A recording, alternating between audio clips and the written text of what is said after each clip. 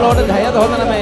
ക്ഷീണിതർ, ദുഃഖിതർ, പാപബന്ധനങ്ങൾ ഇരിക്കുന്നവർ, തടക്കദോഷത്തിൽ ബന്ധിക്കപ്പെട്ട് കിടക്കുന്നവർ, ഓരോ തരത്തിൽ അന്ധകാര പീഡയിലിരിക്കുന്നവർ, നിരാശയിൽപ്പെട്ടിരിക്കുന്നവർ, ആത്മഹത്യാ ചിന്തയാൽ ഭാരപ്പെടുന്നവർ, ജീവിതത്തിൽ എല്ലാം നഷ്ടപ്പെട്ട് സങ്കടത്തിയിരിക്കുന്നവർ, വിഷാദത്തിൽ നിറഞ്ഞിരിക്കുന്നവർ, രോഗികളായിരിക്കുന്നവർ, പഠിക്കാൻ പറ്റാത്തവർ, മുന്നോട്ട് പോകാൻ നിവൃത്തിയില്ലാത്തവർ, സാമ്പത്തികമായി തകർന്നവർ, എല്ലാ കുടുംബങ്ങളുടെ മേലും പിതാവെ കരം നീട്ടണമേ. യേശുവിന്റെ നാമത്തിൽ വൻ കാര്യങ്ങൾ സംഭവിക്കട്ടെ. ആരാധന ആരാധന ആരാധന ആരാധന ആരാധന ആരാധന ആരാധന ആരാധന ആരാധന ആരാധന ആരാധന. Hallelujah hallelujah hallelujah hallelujah. ആരാധന ആരാധന ആരാധന ആരാധന. Hallelujah hallelujah. Praise the Lord. Praise the Lord. Hallelujah hallelujah. എല്ലാവരും ഇരിക്കുക.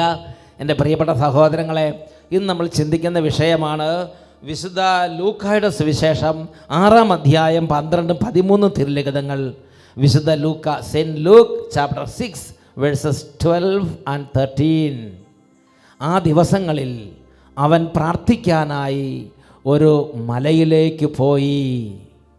അവിടെ ദൈവത്തോട് പ്രാർത്ഥിച്ചുകൊണ്ട് രാത്രി മുഴുവൻ ചെലവഴിച്ചു. അവിടെ അവൻ ദൈവത്തോട് പ്രാർത്ഥിച്ചുകൊണ്ട് രാത്രി മുഴുവൻ ചെലവഴിച്ചു. ഇതാണ് ഇന്ന് നമ്മൾ ചിന്തിക്കാൻ പോകുന്നത്. അവിടെ അവൻ ദൈവത്തോട് പ്രാർത്ഥിച്ചുകൊണ്ട് രാത്രി മുഴുവൻ ചെലവഴിച്ചു. എൻ്റെ പ്രിയപ്പെട്ട സഹോദരങ്ങളെ, യേശു ദൈവപുത്രനാണ്.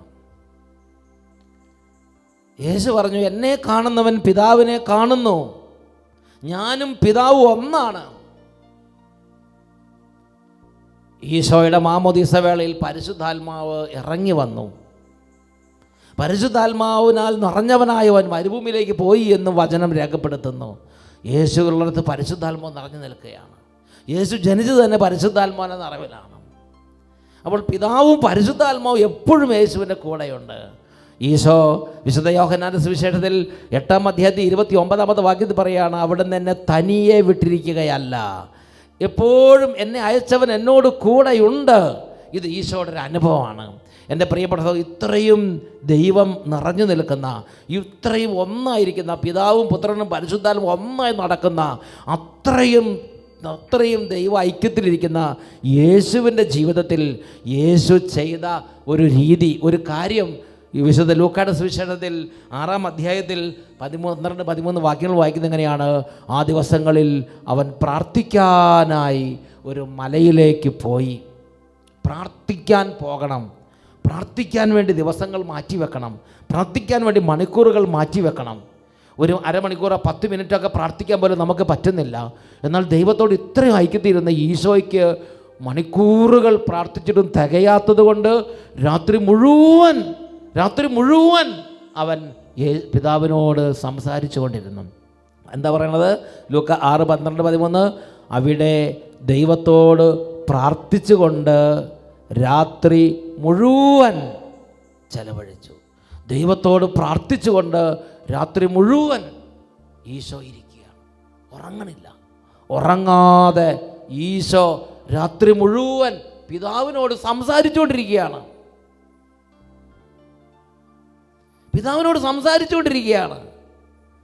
നമുക്കൊന്നും സംസാരിക്കാനില്ല, നമുക്കൊരു അരമണിക്കൂർ പോലും മാറ്റിവെക്കാൻ പറ്റുന്നില്ല. എൻ്റെ പ്രിയപ്പെട്ട സഹോദരങ്ങൾ, ഈശോ നമ്മളെ കുറ്റപ്പെടുത്തുന്നില്ല. പക്ഷെ നമ്മൾ ചിന്തിക്കണം, ഈശോ മണിക്കൂറുകൾ പ്രാർത്ഥിച്ചിട്ട് പോരാ, രാത്രി മുഴുവൻ ഉറങ്ങാതിരുന്ന് പ്രാർത്ഥിക്കുകയാണ്. ആ പ്രാർത്ഥനയുടെ പേരാണ് രാത്രി പ്രാർത്ഥന, നിശാ പ്രാർത്ഥന, ജാഗരണ പ്രാർത്ഥന. അങ്ങനെ പ്രത്യേകം പ്രാർത്ഥിക്കുന്നവർക്ക് ഈശോ ചില കൃപകൾ മാറ്റിവെച്ചിട്ടുണ്ട്. അത് ഈശോ തന്നെ പറയുന്നു. ഈശോ ആവശ്യപ്പെടുന്നുണ്ട്, നിങ്ങൾ രാത്രിയിൽ പ്രാർത്ഥിക്കാൻ വേണ്ടി വരണം. ഇതൊരു പുസ്തകം ഞാൻ നിങ്ങളെ പരിചയപ്പെടുത്താം. ഈ പുസ്തകത്തിൻ്റെ പേരാണ് ഇൻ സിനു ജേസു. ഓക്കെ, ഈ പുസ്തകം നിങ്ങൾ കണ്ടിട്ടുണ്ട്. ഒത്തിരി വൈദികർക്ക് ഇത് കിട്ടിയിട്ടുണ്ട്, ഒത്തിരി സിസ്റ്റേഴ്സ് ഇത് വായിക്കുന്നുണ്ട്. നിങ്ങൾക്കും ഇത് കിട്ടുന്നെങ്കിൽ എവിടെയെങ്കിലും കിട്ടുകയാണെങ്കിൽ ഒരു കോപ്പി വാങ്ങി വായിക്കണം. പൈസ കൊടുത്ത് വാങ്ങിച്ചില്ലെങ്കിൽ ആരെങ്കിലും കണ്ടാൽ അവർ ഒന്ന് വാങ്ങി വായിച്ചിട്ട് തിരിച്ചു കൊടുക്കാം. അങ്ങനെയൊക്കെ നിങ്ങൾക്ക് വാങ്ങി വായിക്കാം, ഉള്ളവർ അടുത്തവർക്ക് വായിക്കാൻ കൊടുക്കണം.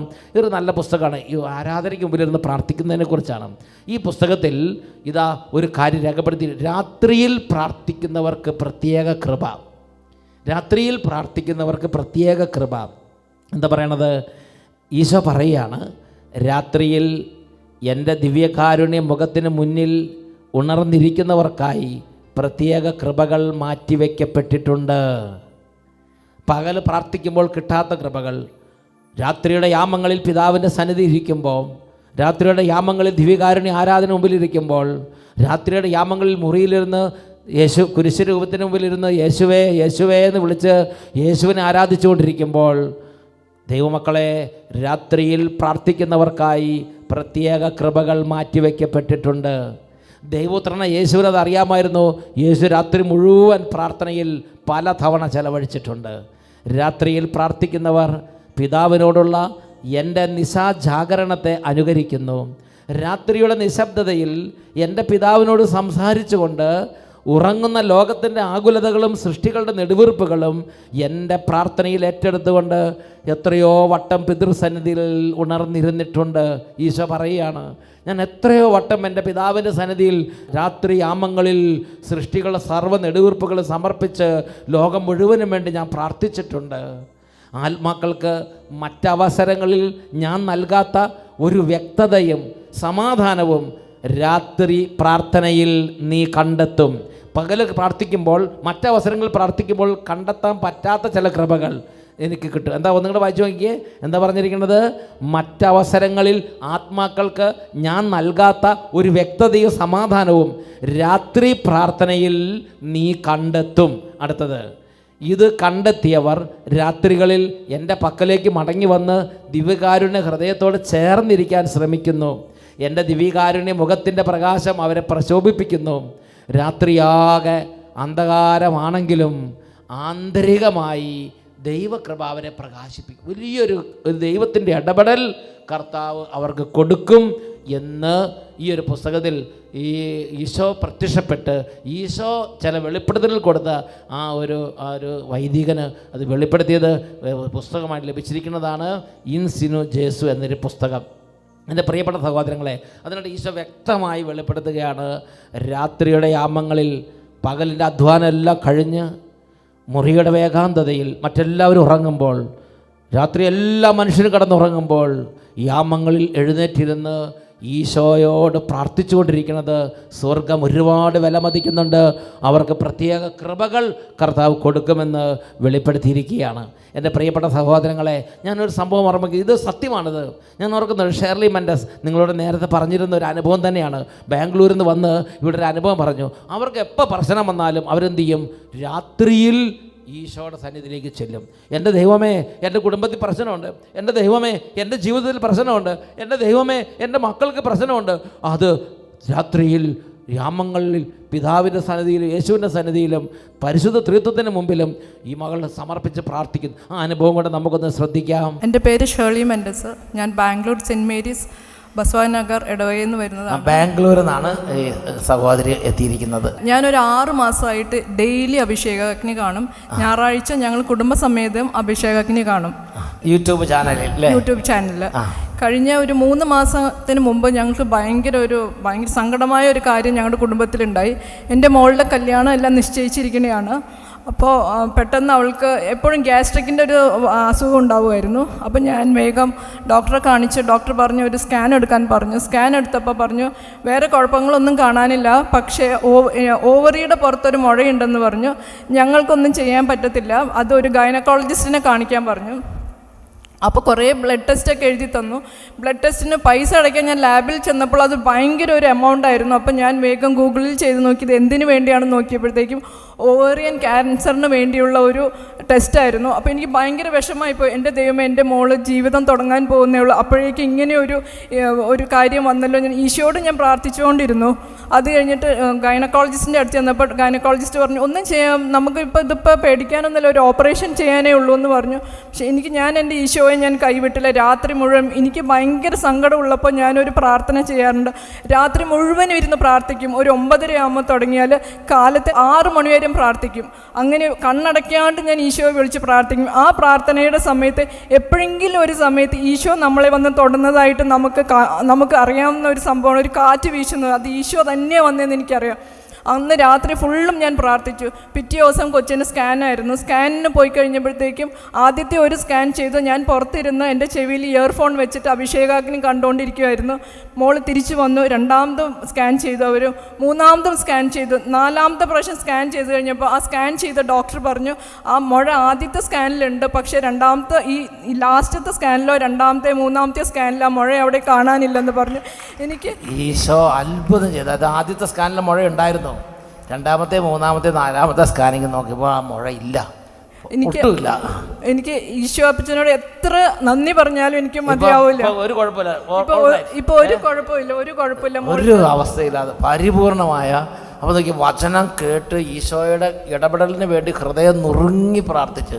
അതാണ് വചനം പറയണത്, ഹൃദയം നുറുങ്ങിയവർക്ക് കർത്താവ് സമീപസ്ഥനാണ്, മന ഉരുകിയവരെ അവിടെ നിന്ന്, മന ഉരുകിയല്ലേ പ്രാർത്ഥിച്ചേ, മന ഉരുകിയവരെ അവിടെ നിന്ന് രക്ഷിക്കുന്നു. നമ്മളിങ്ങനെ കാറ്റും കൊണ്ട് അരകളും വെള്ളം അങ്ങനെ നിന്ന് ഇരുന്നാൽ അങ്ങനെ കുറേ കാലം പ്രാർത്ഥിക്കേണ്ടി വരും. പക്ഷേ ഈ സഹോദരി ഒറ്റ ദിവസം മന ഉരുകി പ്രാർത്ഥിച്ചു, ഹൃദയം നുറുങ്ങി പ്രാർത്ഥിച്ചു, പ്രത്യക്ഷത്തിൽ റിസൾട്ട് ഉണ്ടായി. ഡോക്ടർ സ്കാൻ ചെയ്തപ്പോൾ ആദ്യത്തെ സ്കാനിങ്ങിൽ ആ ഓവറിലെ മുഴയുണ്ട്, രണ്ടാമത്തെ മൂന്നാമത്തെ നാലാമത്തെ സ്കാനിങ്ങിൽ മുഴയില്ല. ഒരു ചികിത്സയും വേണ്ടി വന്നില്ല, അല്ലേ? ഒരു ചികിത്സയില്ല, ഒരു കുഴപ്പമില്ല. Praise the Lord, hallelujah. എൻ്റെ പ്രിയപ്പെട്ട സഹോദരങ്ങളെ, ഇത് ആ സഹോദരി ഒരു പള്ളിയിൽ പോയി പ്രാർത്ഥിച്ചു എന്നല്ല പറഞ്ഞത്. ആ സഹോദരിക്ക് ജീവിതത്തിൽ ക്രൈസിസ് വരുമ്പോൾ, ഞെരുക്കം വരുമ്പോൾ, വലിയ തരത്തിലുള്ള ബുദ്ധിമുട്ടും പ്രയാസങ്ങളുണ്ടാകുമ്പോൾ ആ സഹോദരി എന്തു ചെയ്യും? ആ സഹോദരി വീട്ടിൽ രാത്രിയിൽ എല്ലാവരും ഉറങ്ങുമ്പോൾ രാത്രി മുഴുവൻ ഒരു 9:30 തൊട്ട് നേരം വെളുക്കുന്നത് വരെ ഒരുപോലെ കണ്ണടയ്ക്കാതെ തീഷ്ണതയോടെ കർത്താവിനെ വിളിച്ചപേക്ഷിക്കുകയാണ്. അതുകൊണ്ട് പള്ളിയിൽ പോയില്ലെങ്കിൽ നമ്മുടെ വീട്ടിൽ ഇരുന്ന് നമുക്ക് ജാഗ്രത പ്രാർത്ഥന ചെയ്യാം. ചിലപ്പോൾ ഒരാൾ ഒറ്റയ്ക്ക് ഉണ്ടാവുള്ളൂ, ഒറ്റയ്ക്ക് ചെയ്താൽ മതി, ആ കുടുംബത്തിൻ്റെ ചരിത്രം മാറും. നമ്മുടെ പ്രശ്നങ്ങളിൽ ദൈവം ഇടപെടുന്ന അത്ഭുതങ്ങൾ കാണാൻ പറ്റും. ജീവിക്കുന്ന ദൈവത്തിൻ്റെ അനുഭവങ്ങൾ നമ്മൾ നിറയും. ജീവിതത്തിന് മനസ്സിന് ബലമുണ്ടാവും. പ്രതികൂലത നേരിടാൻ ദൈവിക ശക്തി വന്ന് നിറയും. എൻ്റെ പ്രിയപ്പെട്ട സഹോദരങ്ങളെ, നിങ്ങളാരും ദുർബലരാകരുത്. പ്രാർത്ഥനയിൽ ബലം കണ്ടെത്തണം. ഈ സഹോദരി ഒറ്റയ്ക്ക് ദൈവത്തെ പ്രാർത്ഥിക്കുകയാണ്. ഒറ്റയ്ക്ക് ധ്യാനകേന്ദ്രത്തിൽ പോകും, പള്ളിയിൽ പോകും, ഇടവകയിൽ പോകും, കുർബാനയ്ക്കും എല്ലാം ചെയ്യും. പക്ഷേ പ്രാർത്ഥനയിൽ ഒറ്റയ്ക്ക് വളരാൻ ദൈവത്തിന് കൃപ പ്രാപിച്ച മകളാണത്. ഇങ്ങനെ ഓരോരുത്തർക്കും പറ്റും. ഇന്ന് നമ്മൾ ജീവിക്കുന്ന ഈ കാലഘട്ടത്തിൽ ഈ മകൾ പ്രാർത്ഥിച്ചതുപോലെ, ഈ സഹോദരി പ്രാർത്ഥിച്ചതുപോലെ അനേകായിരക്കണക്കിന് ആളുകൾ പ്രാർത്ഥിക്കുന്ന ഒരു കാലഘട്ടത്തിലാണ് നമ്മൾ ജീവിച്ചുകൊണ്ടിരിക്കുന്നത്. അതുകൊണ്ട് ഇന്ന് ഇത് കേട്ടുകൊണ്ടിരിക്കുമ്പോൾ തന്നെ ഈ കൃപ കർത്താവ് നമുക്ക് എല്ലാവർക്കും തരാൻ ഞാനും ദൈവത്തോട് അപേക്ഷിക്കുകയാണ്. എൻ്റെ പ്രിയപ്പെട്ട സഹോദരങ്ങളെ, ഇത് തന്നെ ദൈവത്തിൻ്റെ വചനം നമ്മളോട് തന്നെ ആവശ്യപ്പെട്ടിട്ടുണ്ട്. വിലാപത്തിൻ്റെ പുസ്തകത്തിൽ 2-ാം അധ്യായം അതിൽ 18-19 തിരുലിഖിതങ്ങൾ, book of lamentation chapter 2 verses 18 and 19. എന്താ അവിടെ വചനം പറഞ്ഞിരിക്കുന്നത്? സിയോൻ പുത്രി, കർത്താവിനോട് ഉറക്കം നിലവിളിക്കുക, രാവും പകലും മഹാപ്രവാഹം പോലെ കണ്ണുനീർ ഒഴുകട്ടെ. നീ വിശ്രമിക്കരുത്, കണ്ണുകൾക്ക് വിശ്രമം നൽകരുത്. രാത്രിയിൽ യാമങ്ങളുടെ ആരംഭത്തിൽ എഴുന്നേറ്റ് ഉറക്ക നിലവിളിക്കുക. കർത്താവിൻ്റെ സന്നിധിയിൽ ജലധാര പോലെ നിൻ്റെ ഹൃദയത്തെ കോരിച്ചൊരിയുക. 4 കവലകളിൽ വിശന്ന് തളർന്ന് വീഴുന്ന നിൻ്റെ മക്കളുടെ ജീവന് വേണ്ടി നീ അവിടുത്തെ സന്നിധിയിലേക്ക് കൈകൾ ഉയർത്തുക. നിൻ്റെ മക്കളുടെ ജീവന് വേണ്ടി നീ അവിടുത്തെ സന്നിധിയിലേക്ക് കൈകൾ ഉയർത്തുക. തിരുസഭ ശുശ്രൂഷ ചെയ്യുന്നവർ ജനങ്ങൾക്ക് വേണ്ടി പ്രാർത്ഥിക്കണം. ഇടവകയിലെ നേതൃത്വം വഹിക്കുന്നവർ ഇടവക മക്കൾക്ക് വേണ്ടി പ്രാർത്ഥിക്കണം. കുടുംബനാഥന്മാരും കുടുംബനാഥകളും രാത്രി കാലങ്ങളിൽ കുടുംബാംഗങ്ങൾക്ക് വേണ്ടി പ്രാർത്ഥിക്കണം. ഓരോ സമൂഹത്തിന് നേതൃത്വം കൊടുക്കുന്നവർ ആ സമൂഹത്തിലെ മെമ്പേഴ്സിന് വേണ്ടി പ്രാർത്ഥിക്കണം. ദൈവത്തിൻ്റെ സന്നിധിയിൽ ജലധാര പോലെ നിന്റെ ഹൃദയം കോരിച്ചൊരിയുക, നിൻ്റെ വേദനകൾ കോരിച്ചൊരിയുക, നിൻ്റെ പ്രാർത്ഥനകൾ ദൈവസന്നിധിയിലേക്ക് അർപ്പിക്കുക. എൻ്റെ പ്രിയപ്പെട്ട സഹോദരങ്ങളെ, അതിന് ദൈവം പ്രതിഫലം നൽകും. രാത്രികാല പ്രാർത്ഥനയ്ക്ക് ദൈവം പ്രത്യേക കൃപകൾ മാറ്റി വെച്ചിട്ടുണ്ട്. യേശു ഈ മാർഗം അവലംബിച്ചിരുന്നു. നമ്മളോടും ഈ മാർഗം അവലംബിക്കാൻ ദൈവവചനം ആവശ്യപ്പെടുകയാണ്. യേശയ്യാ പ്രവചനത്തിലും ഇത് തന്നെ നമ്മൾ കാണുന്നുണ്ട്. യേശയ്യായുടെ പുസ്തകത്തിൽ 62-ാം അധ്യായം 6-7 തിരുലിഖിതങ്ങൾ, book of Isaiah chapter 62 verses 6 and 7. അവിടെ നമ്മൾ വായിക്കുന്നത് എങ്ങനെയാണ്? ജെറുസലേമേ, നിൻ്റെ മതിലുകളിൽ ഞാൻ കാവൽക്കാരെ നിർത്തിയിരിക്കുന്നു. അവർ ഒരിക്കലും രാത്രിയോ പകലോ നിശബ്ദരായിരിക്കുകയില്ല. അവളുടെ ഓർമ്മ കർത്താവിൽ ഉണർത്തുന്നവരെ, അവളുടെ ഓർമ്മ എന്ന് പറഞ്ഞാൽ കർത്താവിൻ്റെ ജനത്തെക്കുറിച്ചുള്ള ഓർമ്മ, കർത്താവിൽ ഉണർത്തുന്നവരെ, മധ്യസ്ഥം പ്രാർത്ഥിക്കുന്നവരെ, കുടുംബനാഥന്മാരെ, കുടുംബനാഥകളെ, അവളുടെ ഓർമ്മ കർത്താവിൽ ഉണർത്തുന്നവരെ, നിങ്ങൾ വിശ്രമിക്കരുത്. ജെറുസലേമിനെ സ്ഥാപിക്കുകയും അവളെ ഭൂമിയിൽ പ്രശംസാപാത്രമാക്കുകയും ചെയ്യുന്നത് വരെ അവിടത്തേക്ക് നിങ്ങൾ വിശ്രമം നൽകുകയും അരുത്. അവിടത്തേക്ക് നിങ്ങൾ വിശ്രമം നൽകരുത്. രാത്രിയും പകലും നിങ്ങൾ അവിരാമം പ്രാർത്ഥിക്കണം. ദൈവത്തിൻ്റെ ജനത്തിന് വേണ്ടി പ്രാർത്ഥിക്കണം. കുടുംബ അംഗങ്ങൾക്ക് വേണ്ടി പ്രാർത്ഥിക്കണം. കുടുംബത്തിൽ രോഗികളായിരിക്കുന്നവർക്ക് വേണ്ടി പ്രാർത്ഥിക്കണം. കുടുംബത്തിൽ പഠിക്കാൻ കഴിയാത്ത മക്കൾക്ക് വേണ്ടി പ്രാർത്ഥിക്കണം. ഞെരുക്കത്തിൽ ഇരിക്കുന്നവർക്ക് വേണ്ടി പ്രാർത്ഥിക്കണം. പാപത്തിൽ വീണവർക്ക് വേണ്ടി പ്രാർത്ഥിക്കണം. മദ്യപാനത്തിലേക്ക് കൂപ്പുകുത്തിയവർക്ക് വേണ്ടി പ്രാർത്ഥിക്കണം. സാമ്പത്തികമായി തകർന്നവർക്ക് വേണ്ടി പ്രാർത്ഥിക്കണം. ജോലി ഇല്ലാത്തവർക്ക് വേണ്ടി പ്രാർത്ഥിക്കണം. വിശ്വാസം നഷ്ടപ്പെട്ടവർക്ക് വേണ്ടി പ്രാർത്ഥിക്കണം. രാത്രികാലങ്ങളിൽ പിതാവിൻ്റെ സന്നിധിയിൽ കരഞ്ഞ് പ്രാർത്ഥിക്കാൻ ദൈവത്തിൻ്റെ ജനത്തിൻ്റെ നേതൃത്വ നിരയെ കർത്താവ് വിളിക്കുകയാണ്. ഉണർവുള്ളവരെ കർത്താവ് വിളിക്കുകയാണ്. നിങ്ങൾ ചിന്തിച്ച് നോക്കിയേ, ആ ഷേർലി മറ്റസൺ സഹോദരി, ആ സഹോദരിയോട് വേറെ ആരും പറഞ്ഞില്ല. ഉള്ളിൻ്റെ ഉള്ളിൽ ദൈവത്തിൻ്റെ ആത്മാവ് വിളിച്ചതാണ്. നിൻ്റെ മകൾക്ക് വേണ്ടി നീ പ്രാർത്ഥിക്കണം, ദൈവസന്നിധി കരഞ്ഞ് പ്രാർത്ഥിക്കണം. ആ സഹോദരി വേറെ ആരെയും വേറെ ആരും ഭാരപ്പെടുത്താൻ നിന്നില്ല. ഒരു 10,000 പേരെ അകമ്പടിയോടെ പ്രാർത്ഥിക്കാമെന്ന് ചിന്തിച്ചില്ല. ഒരു 100 പേരെ വിളിച്ചു കൂട്ടി പ്രാർത്ഥിക്കാം അന്നൊന്നല്ല. ഒരാൾ ഒറ്റയ്ക്കുണ്ടെങ്കിൽ ഒരാൾ ഒറ്റയ്ക്ക് മതി. ഞാൻ ഒറ്റയ്ക്ക് പ്രാർത്ഥിച്ചാൽ മതി, എൻ്റെ ദൈവം കേൾക്കും, എൻ്റെ ദൈവം ഇടപെടും. നല്ല ധൈര്യത്തോടും ഉറച്ച ശരണത്തോടും കൂടെ ആ മകൾ പിതാവിൻ്റെ സന്നിധിയിലേക്ക് വന്നു. രാത്രി മുഴുവനും ഇരുന്നു. ഒരുപോലെ കണ്ണടയ്ക്കാതെ ദൈവത്തെ വിളിച്ചു. ചിലപ്പോൾ ക്ഷീണം ഉണ്ടാവും. ക്ഷീണം ഉണ്ടെങ്കിൽ പോലും അത് കർത്താവ് അംഗീകരിക്കും. കർത്താവിനത് കുഴപ്പമില്ല, നമ്മൾ ഇരിക്കണം, പരിശ്രമിക്കണം. അതാണ് കർത്താവ് ആഗ്രഹിക്കുന്നത്. വിശുദ്ധ ലൂക്കായുടെ സുവിശേഷത്തിൽ 18-ാം അധ്യായത്തിൽ 7-ാമത്തെ തിരുലിഖിതത്തിൽ ഈശോ മിശിഹ തന്നെ ഈ കാര്യം ദൈവമക്കളെ പഠിപ്പിക്കുന്നുണ്ട്. സെന്റ് ലൂക്ക് ചാപ്റ്റർ 18:7 അവിടെ ഇങ്ങനെയാണ് പഠിപ്പിക്കുന്നത്: അങ്ങനെയെങ്കിൽ രാവും പകലും തന്നെ വിളിച്ച് കരയുന്ന തൻ്റെ തിരഞ്ഞെടുക്കപ്പെട്ടവർക്ക് ദൈവം നീതി നടത്തി കൊടുക്കുകയില്ലേ? ദൈവം നീതി നടത്തി കൊടുക്കുകയില്ലേ? അവിടുന്ന് അതിന് കാലവിളംബം വരുത്തുമോ? തുടർന്ന് ലൂക്കായുടെ സുവിശേഷം 18-ാമത്തെ വാക്യം അവിടെ ഈശോ തന്നെ അതിന് മറുപടി കൊടുക്കുകയാണ്. ഞാൻ നിങ്ങളോട് പറയുന്നു, അവർക്ക് വേഗം നീതി നടത്തി കൊടുക്കുക തന്നെ ചെയ്യും എന്ന് ഞാൻ നിങ്ങളോട് പറയുന്നു. അവർക്ക് വേഗം നീതി നടത്തി കൊടുക്കും എന്ന് ഞാൻ നിങ്ങളോട് പറയുന്നു. എൻ്റെ പ്രിയപ്പെട്ട സഹോദരങ്ങളെ, ഇന്ന് കർത്താവ് ഓരോ മകനെയും മകളെ വിളിക്കുകയാണ്. നീ തളർന്നിരിക്കുകയാണോ? നിന്റെ കുടുംബം പ്രതിസന്ധിയിൽ കടന്നു പോകുന്ന സമയമാണോ? ദൈവമായ കർത്താവിൻ്റെ സന്നിധിയിൽ രാത്രി മുഴുവനും ഇരുന്ന് ഒരുപോലെ കണ്ണടയ്ക്കാതെ, ഒരു പക്ഷേ ക്ഷീണമുണ്ടെങ്കിൽ ഇച്ചിരി ഉറങ്ങിപ്പോയാലും അതിൽ നിങ്ങൾ ചപങ്കപ്പെടരുത്. പരിശ്രമിക്കുക. പ്രാർത്ഥിക്കാൻ മാറ്റിവെക്കുമോ രാത്രി കാലങ്ങൾ?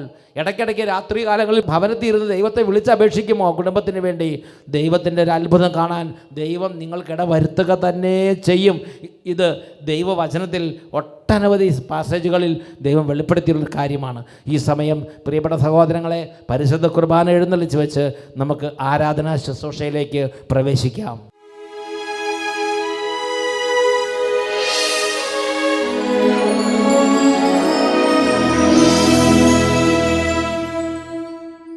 പ്രിയപ്പെട്ട സഹോദരങ്ങളെ, ബഹുമാനപ്പെട്ട സാംസൺ അച്ഛനും ഇവിടെയുള്ള എല്ലാ ടീം അംഗങ്ങളും ഇപ്പം നിങ്ങൾക്ക് ഓരോരുത്തരും കൂടി പ്രാർത്ഥിക്കുകയാണ്.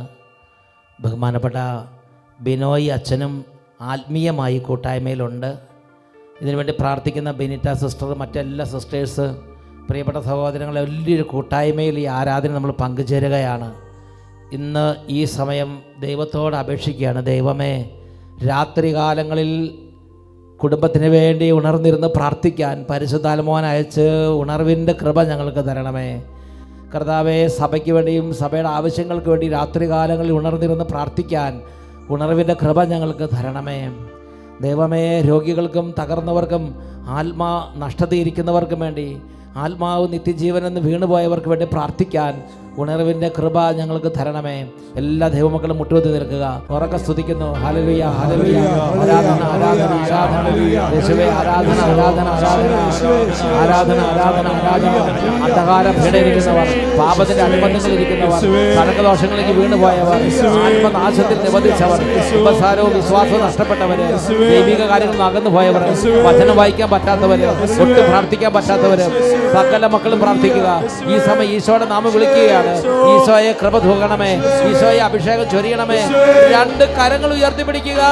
എത്ര ഉച്ചത്തിൽ യേശുവിനെ വിളിക്കാമോ അത്രയും ഉച്ചത്തിൽ ഒരുമിച്ച് ഉറക്കെ വിളിക്കുന്നു. ഈശോ